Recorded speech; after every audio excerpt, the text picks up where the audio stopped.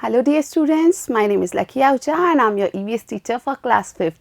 In class 5th EVS, we were learning our chapter number 20 and that is named as Farming Brings Prosperity. So we talked about few things about farming in the previous part, and today in part 2 of this chapter we are going to talk about storage of food grains. तो प्यारे बच्चों, कक्षा 5 के EVS में हम हमारा 20वां अध्याय पढ़ रहे थे और इस 20वें अध्याय के पहले भाग में हमने खेती की कुछ महत्वपूर्ण प्रक्रियाओं की बात की थी और आज इस दूसरे भाग में हम बात करने जा रहे हैं फूड ग्रेन्स के स्टोरेज की, यानी अनाज के भंडारण की।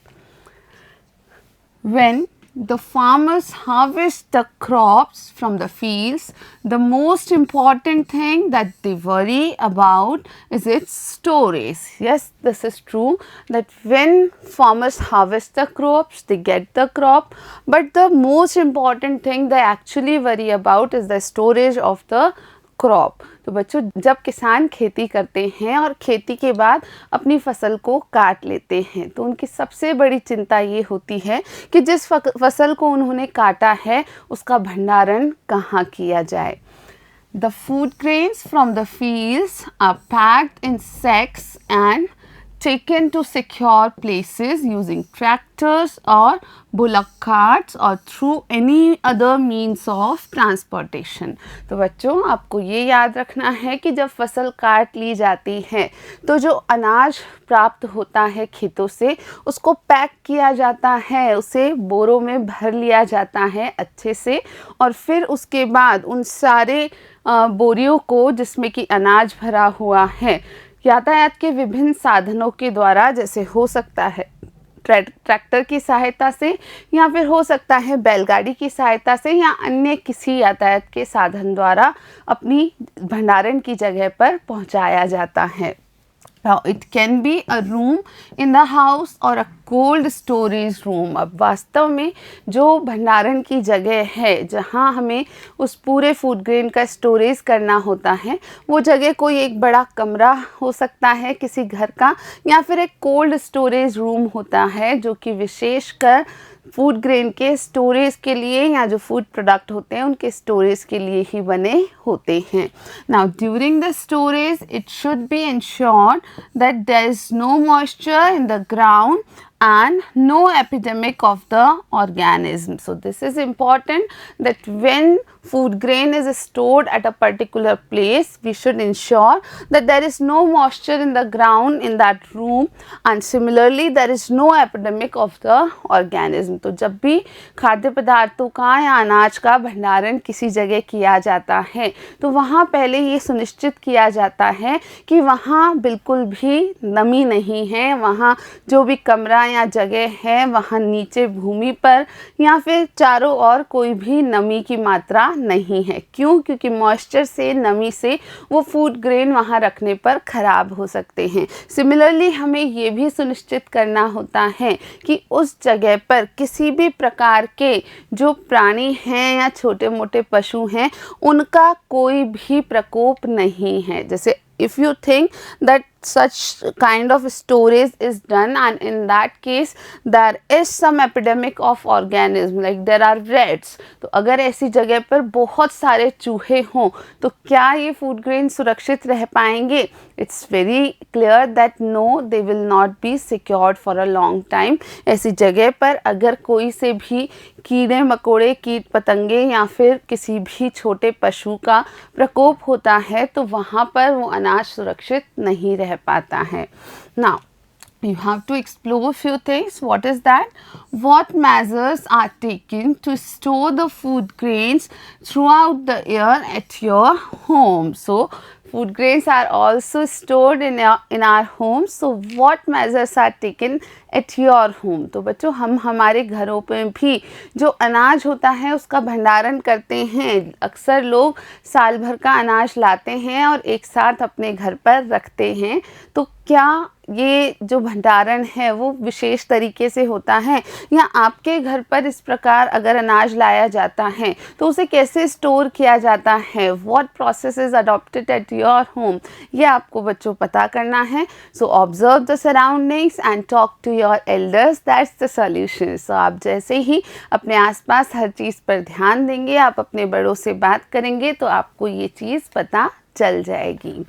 Now earlier, people used to make huge utensils out of paper pulp for storage of food grains and put the leaves of neem tree in it for safe storage so that the food grains remained protected throughout the year. तो बच्चों आपको ये याद रखना है कि जो पुराना ज़माना था तब क्या किया जाता था, तब बड़े बड़े से एक प्रकार के हम कहें कि भंडारण के बर्तन बनाए जाते थे. किसकी सहायता से? पेपर पल्प की सहायता से, यानी कागज़ की लुगदी की सहायता से. और ये पेपर पल्प या कागज़ की लुगदी का जो बर्तन बनाया जाता था उसमें फूड ग्रेन या अनाज को रखा जाता था और साथ ही साथ उसमें नीम की पत्तियाँ डाल दी जाती थी ताकि ये जो फूड ग्रेन है वो सेफ रहे, वो सुरक्षित रहे, उसमें किसी प्रकार के भी ऑर्गेनिज्म या माइक्रो ऑर्गेनिज्म की उत्पत्ति ना हो पाए, यानी कोई जीव या सूक्ष्म जीव उसमें उत्पन्न ना हो पाए, इसलिए नीम की पत्तियां भी रखी जाती थी. तो ये इस प्रकार से पूरे साल भर लोग अपने अनाज को सुरक्षित रख पाते थे. Here you can see an example of such utensil. तो इस प्रकार के बर्तन कागज़ की लुगदी से बनाए जाते थे. बहुत बड़े बर्तन बनते थे और फिर इनमें अनाज भर दिया जाता था and after that some neem leaves were put into it, और फिर अपने अनाज को लोग सुरक्षित रख पाते थे. Now, reduction in crop yield. If it rains timely, then the crop yield in the farms is high. Sometimes it does not rain timely or due to very heavy rainfall or no rainfall at all, the crop spoils. तो बच्चों हम जानते हैं कि जो खेती में फसल उगती है वो फसल कम उगेगी या ज़्यादा, या अच्छी होगी या बुरी, ये बहुत सी बातों पर निर्भर करता है और ख़ासकर निर्भर करता है वर्षा पर, बारिश पर. So if it rains timely, यानी समय से वर्षा होती है तो क्या होता है, crop yield in the farms is high. जो खेतों में उत्पादन होता है फसल का वो काफ़ी अच्छा होता है. लेकिन अगर बारिश या वर्षा समय से नहीं होती है, so if it does not rain timely, या फिर वर्षा होती ही नहीं है, it does not rain at all. कई बार ऐसा भी होता है कि वर्षा बिल्कुल भी होती ही नहीं है, या फिर बहुत ज़्यादा वर्षा होती है, यानी बहुत तेज, बहुत ज़्यादा मात्रा में बारिश होती है. तो उन तीनों स्थितियों में ही जो क्रॉप है, जो फसल है, वो ख़राब हो जाती है या बर्बाद हो जाती है. तो वास्तव में किसी भी खेत में फसल का जो उत्पादन है वो बहुत ज़्यादा बारिश पर निर्भर करता है. Now, it has a very adverse effect on the earnings of the farmers. और इस कारण ही जो किसान होते हैं या कृषक होते हैं उनकी जो अर्निंग्स होती हैं, उनकी जो आमदनी होती है, उस पर इन सारी बातों का बुरा प्रभाव पड़ता है. यानी अगर बारिश नहीं होती है, बारिश बहुत ज़्यादा होती है, या बारिश समय से नहीं होती है, तो इन तीनों स्थितियों में ही जो क्रॉप यील्ड है वो कम निकलता है. और जब क्रॉप यील्ड कम होता है, यानी फसल उत्पादन कम होता है, तो उस स्थिति में जो कृषक है, जो किसान है, उसकी आमदनी पर बहुत बुरा प्रभाव पड़ता है. Now many times the crops are infected and hence destroyed. Sometimes a farmer does not get the equal returns of the total expenses that he makes on cultivation, and that is quite disturbing. कभी कभी क्या होता है बच्चों कि जो फसल होती है वो इन्फेक्ट हो जाती है, उस पर कोई कीटाणु या जीवाणु लग जाते हैं, वो ख़राब होने लगती है और फिर पूरी तरीके से बर्बाद हो जाती है. और कभी कभी ये भी स्थिति बनती है कि जो कृषक होता है उसने जितना पैसा फसल के उत्पादन के लिए लगाया है, यानी खेती में जो भी काम उसने किए उसके लिए जितना पैसा उसने लगाया उतना रिटर्न भी उसे नहीं मिलता है, यानी वापसी में जो फसल होती है उससे वो पैसा भी वो किसान प्राप्त नहीं कर पाता है। So that is the sad situation of this profession actually. तो ये जो खेती का या कृषक का कार्य करने वाले लोग हैं वो काफ़ी कुछ निर्भर करते हैं वर्षा के आने पर। And all of you must have heard this और must have seen this that actually rain is something desirable by farmers on time. तो सभी जो किसान होते हैं वो यही चाहते हैं कि बारिश समय से हो और अच्छे से हो। Now you have to think few things and answer। तो आपको बच्चों कुछ बातें सोचनी है और उत्तर देने की कोशिश करनी है। First thing is which medicines are used to protect the crops from diseases। तो बच्चों आपको अपने आसपास के कुछ फार्म्स को ऑब्जर्व करना है, फार्मर्स से जाके बात करनी है। तो आप जब उन कृषकों से बात करेंगे, किसानों से बात करेंगे, तो आपको पूछना है कि आप लोग अपनी फसल को बीमारियों से बचाने के लिए, ख़राब होने से बचाने के लिए इसमें कौन सी दवाएं डालते हो या किन दवाओं का उपयोग करते हो। Then the second question is if there is less production of crops in any farmer's field, then find out the reasons for the same। So if you found that there is less production of crops in any farmer's field, then you have to find out the reason। अगर आप अपने आसपास देखते हैं और पाते हैं कि किसी किसान के खेत में जो फसल हुई है वो काफ़ी कम हुई है, तो आपको क्या करना होगा बच्चों, आपको उस किसान से बात करनी होगी और पता करना होगा कि फसल उत्पादन में कमी रहने के क्या कारण हैं। So if you will try to talk to them you will get the answers. तो अगर आप अपने आसपास के जो खेत हैं उन्हें देखेंगे, उनको ऑब्जर्व करेंगे, वहाँ जाके किसानों से कुछ बातें करेंगे, तो आपको इन सभी प्रश्नों के उत्तर बहुत अच्छे से मिल पाएंगे। Now human beings started animal rearing to fulfill their requirements। तो हम जानते हैं कि मनुष्य ने पशुओं का पालन करना शुरू किया, क्यों? अपनी खुद की ज़रूरतें पूरी करने के लिए।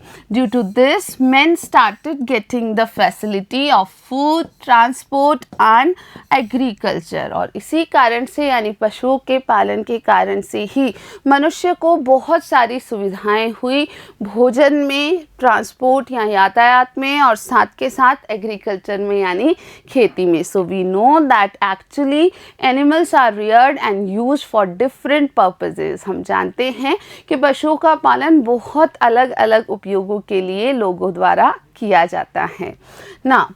The fairs started being organized for the buying and selling of animals। और साथ ही साथ जब लोगों ने पशुपालन शुरू कर दिया उसके कुछ ही समय में मेले आयोजित किए जाने लगे, और उन मेलों में क्या होता था, पशुओं को खरीदा और बेचा जाता था।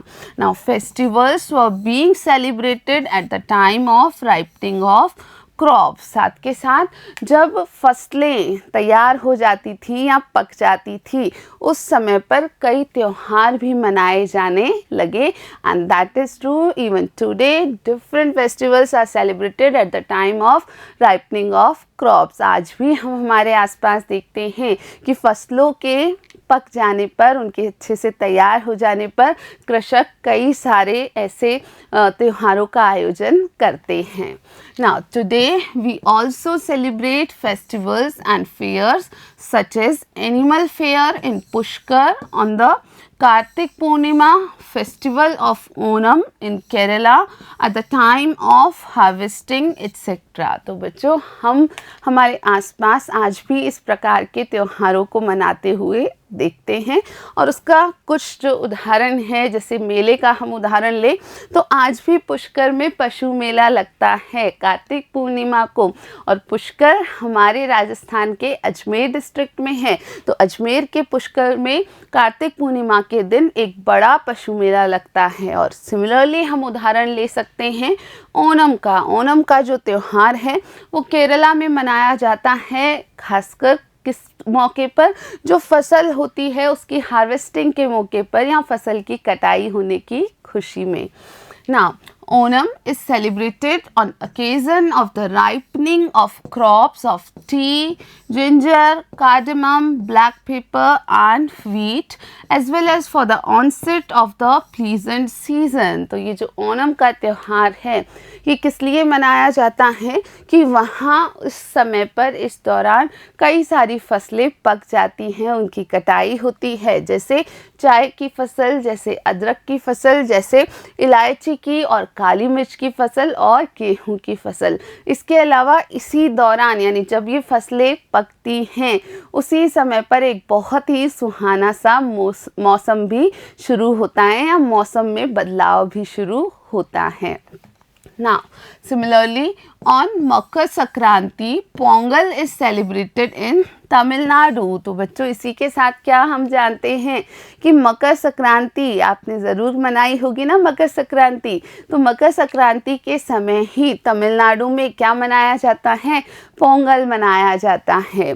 Now at this time the harvesting of rice crop starts। और ख़ास बात ये है कि इसी समय पर राइस क्रॉप की यानी चावल की फसल की हार्वेस्टिंग या कटाई शुरू होती है।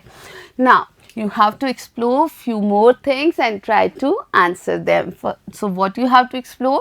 Presently, people rear many types of animals such as cow, buffalo, goat, sheep, camel, horse, etc. Draw the table given below in your copy and fill it. So I'm going to show you the table here. First you have to understand that what you have to do. तो बच्चों हम जानते हैं कि लोग कई अलग अलग प्रकार के पशुओं का पालन करते हैं, जैसे गाय, भैंस, बकरी, भेड़, ऊंट, ये सभी पशु हैं जिनका कि पालन लोगों द्वारा किया जाता है। तो आगे आपको मैं एक टेबल दिखा रही हूँ, ये टेबल आपको बनानी है और फिर इस टेबल को पूरा फिल करना है। So here is the table. So you have to make a column where you have to write name of the animal. तो आपको एक कॉलम में क्या लिखना है, एनिमल का नाम लिखना है, पशु का नाम लिखना है। और दूसरी टेबल में क्या करना है, benefits obtain from the animal and it's use, यानी इस एनिमल से जिसका कि आपने नाम लिखा है उससे क्या क्या बेनिफिट होता है, उससे क्या क्या फ़ायदा मिलता है और उसका उपयोग किस किस तरीके से किया जाता है। So here is an example of cow. हमने गाय का उदाहरण यहाँ रखा है, गाय के लिए कॉलम्स हमने फिल कर रखे हैं। Now you have to write this name, you have to write the name of buffalo, goat, sheep, camel and horse and try to fill these columns with the help of your parents and other elders। तो बच्चों आपको काऊ का जो function है वो हम समझाते हैं और आपने अपने आसपास देखा होगा इन सारे एनिमल्स के भी यूज़ को या उनके बेनिफिट्स को आपको उसके अकॉर्डिंग ही इस टेबल को अपनी नोटबुक में बना के फिल करना है। So cow gives benefits like milk, curd, cow dung. तो काऊ से या गाय से हमें क्या क्या मिलता है, दूध मिलता है, दही मिल जाता है उसी दूध से और साथ ही साथ गाय का गोबर भी मिलता है। And what is its use directly, तो इसका क्या उपयोग है, so it is use in making fertilisers and cooking of food. Now जो काऊ डंग हमें मिलता है, जो गाय का गोबर मिलता है, वो फर्टिलाइज़र बनाने के लिए, उर्वरक बनाने के लिए और इसी प्रकार से खाने को, भोजन को पकाने के लिए उपयोग होता है। Now similarly you have to find out the benefits of buffalo and its use, similarly the benefits of goat, benefits of sheep, camel and horse। तो बच्चों अब आपको क्या करना है कि आपको भैंस, बकरी, भेड़, ऊंट और घोड़े, इन सब से हमें क्या मिलता है, लोग इनका पालन पोषण क्यों करते हैं, ये पता लगा के और इन कॉलम्स को फिल करना है। Now you have to discuss few things and try to answer. So what is there to discuss? First thing is which animals are reared in your nearby area। तो आपके आसपास आप जहाँ रहते हो वहाँ पर कौन कौन से एनिमल्स जो हैं उनका पालन किया जाता है या कौन कौन से पशु का पालन आपके आसपास आप देख पाते हैं। So try to answer this question. Then second is in ancient time what would have been the reason for animal rearing. तो जो पुराना ज़माना था, अगर हम प्राचीन काल की बात करें तो तब वास्तव में एनिमल रियरिंग या पशुपालन के क्या कारण हुए करते थे, क्यों पशुओं का पालन किया जाता था। Was it similar like today और वॉज इट डिफरेंट, तो क्या स्थिति थी वो आज के जैसी थी या आज से अलग थी, ये आपको पता करना है बच्चों। Now in rearing of cattle, care is taken about providing clean and well ventilated shelter, proper and nutritious food etc. to the animals. जब पालन किया जाता है, किनका, इन पशुओं का पालन किया जाता है, तो क्या ध्यान रखा जाता है, ये ध्यान रखा जाता है कि उन्हें रहने के लिए साफ़ सुथरी और हवादार जगह प्राप्त हो सके। उनके लिए जो जगह है उसमें छाया होनी चाहिए, उसमें हवा आनी चाहिए और वो साफ़ सुथरी होनी चाहिए। साथ के साथ उन्हें प्रॉपर और न्यूट्रिशियस फूड भी मिलना चाहिए, because that is necessary for them also. तो उनके लिए आपको बहुत ही प्रॉपर तरीके से उनकी डाइट प्लान करनी होती है, यानी उन्हें क्या खिलाना है। तो एक ऐसे चीज़, ऐसे खाना खिलाना होता है जो बहुत पोषक होता है उन एनिमल्स के लिए, उन पशुओं के लिए। Now when we fall ill that is an adverse impact on our working efficiency. हम जानते हैं कि जब हम बीमार हो जाते हैं तो हमारी जो काम करने की क्षमता है उस पर नकारात्मक प्रभाव पड़ता है। So if you are ill, you are not able to study, you are not able to play. आप कभी बीमार होते हैं तो ना आप अच्छे से खेल पाते हैं, ना आप अच्छे से पढ़ाई कर पाते। So is it so with animal also, क्या पशुओं के साथ भी ऐसा होता है क्या? Let's see.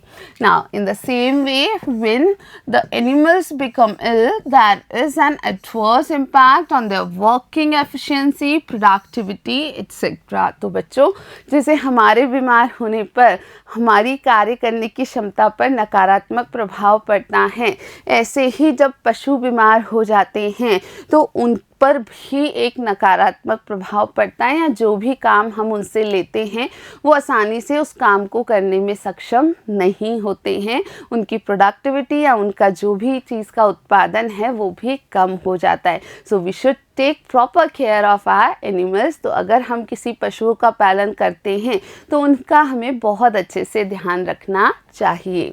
Now animals suffer from many diseases like foot and mouth disease, that is FMD, mastitis and lupus etcetera. तो जो हमारे पशु होते हैं उन पशुओं में भी कई अलग अलग प्रकार की बीमारियां हो सकती हैं, जैसे FMD या फूट एंड माउथ डिजीज़, जिसको मुंह पका या खुरपका रोग कहा जाता है। उसी प्रकार मैस्टेटिस और ल्यूपस भी ऐसी बीमारियां हैं। And here you can see some pictures which actually present the diseases which may occur in animals। तो वास्तव में पशुओं में भी कुछ अलग अलग बीमारियां हो सकती हैं, तो उनकी भी केयर की ज़रूरत होती है, उनको भी प्रॉपर न्यूट्रिशन की ज़रूरत होती है।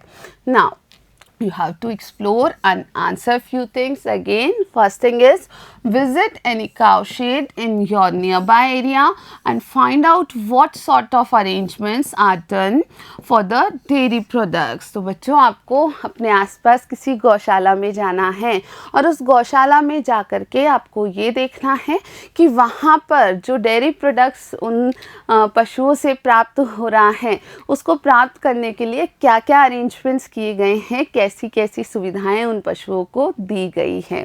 Then what do the animal rearers do when the animals get disease. आपको ये भी पता करना है कि जो पशुपालक होते हैं वो क्या करते हैं जब उनके पशु को कोई बीमारी हो जाती है। So again when you will talk to some farmers you will get some farmers which are animal rearers also, so you have to talk to them that what they do when their animals get disease। तो आप जब कुछ किसानों से बात करेंगे, उनमें से कुछ किसान पशुपालक भी होंगे, तो आपको उनसे पूछना है कि आपके पशु जब बीमार हो जाते हैं तो आप उनके लिए क्या करते हैं। Nowadays some people throw the food items left over and wrappers etc in plastic bags. Animals eat those bags। तो बच्चों, हम जानते हैं कि आजकल कई सारे लोग क्या करते हैं कि खाने की चीज़ों को, उनके जो भी बचा हुआ जूठन है उनको रैपर समेत या फिर जो प्लास्टिक की थैली होती है उनमें डाल देते हैं या कहीं बाहर फेंक देते हैं। और अक्सर ऐसा होता है कि इन पॉलीथीन की थैली में खाने की वस्तु होने के कारण पशु उन पॉलीथीन की थैलियों को खा लेते हैं। And here you can see an example that how this cow is trying to find out the food items and she is eating the plastic bag. तो बच्चों ये बहुत बुरी स्थिति है कि हम खाने की चीज़ों को प्लास्टिक की थैलियों में ही डाल देते हैं। हमें कभी भी उन्हें प्लास्टिक की थैली में नहीं डालना चाहिए। Now these plastic bags collect in their stomach due to which the intestines block and they die. जब ऐसे एनिमल्स उन प्लास्टिक बैग्स को खा लेते हैं तो ये प्लास्टिक बैग्स जाकर के उनके पेट में इकट्ठे हो जाते हैं और इसके कारण उनकी इंटेस्टाइन उनकी जो आते हैं वो अवरुद्ध हो जाती है, ब्लॉक हो जाती हैं। और जब इन एनिमल्स की इंटेस्टाइन ब्लॉक हो जाती हैं फिर इनकी डेथ हो जाती है।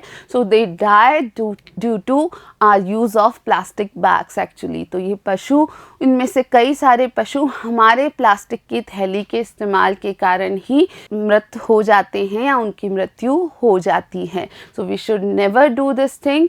Don't you ever try to waste the things, don't you ever try to throw the things in the wrappers or any plastic bags. Please avoid this thing. तो बच्चों आपको कभी भी रैपर्स में या प्लास्टिक की थैली में खाने की चीज़ें नहीं डालनी चाहिए, आपको इन्हें अवॉइड करना चाहिए, ऐसा आपको कभी भी नहीं करना चाहिए।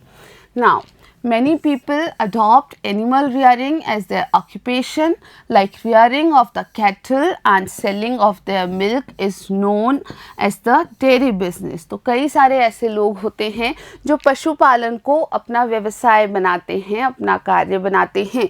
जैसे हम जानते हैं कि कैटल रियरिंग यानी कुछ विशेष पशुओं का पालन करना और उसके अलावा उनके दूध को बेचना जो है वो डेयरी बिजनेस कहलाता है, डेयरी का व्यापार कहलाता है। Now people who rear horses have many occupations like riding a horse cart, participating in horse racing, arranging horses for sports, arranging horses for the brides and grooms in the marriages. तो बच्चों जो लोग घोड़े को पालते हैं, घोड़ा भी एक पशु है, तो जो लोग घोड़े का पालन करते हैं वो भी कई सारे अलग अलग कार्य करते हैं उन घोड़ों की सहायता से, जैसे कि एक घोड़े गाड़ी को चलाना, जैसे कि हॉर्स रेसिंग में पार्टिसिपेट करना यानी घोड़ों की रेस कराई जाती है उसमें भाग लेना, जैसे कि हॉर्सेस को अलग अलग खेलों के लिए, स्पोर्ट्स के लिए उपलब्ध कराना। तो घोड़ों के सहायता से बहुत सारे खेल खेले जाते हैं, तो उन खेलों के लिए घोड़े उपलब्ध कराना। इसी प्रकार जो दूल्हा दुल्हन होते हैं शादी के दौरान उनके लिए घोड़े उपलब्ध कराना, ये सभी व्यापार घोड़ों के पालन से जुड़े हुए होते हैं।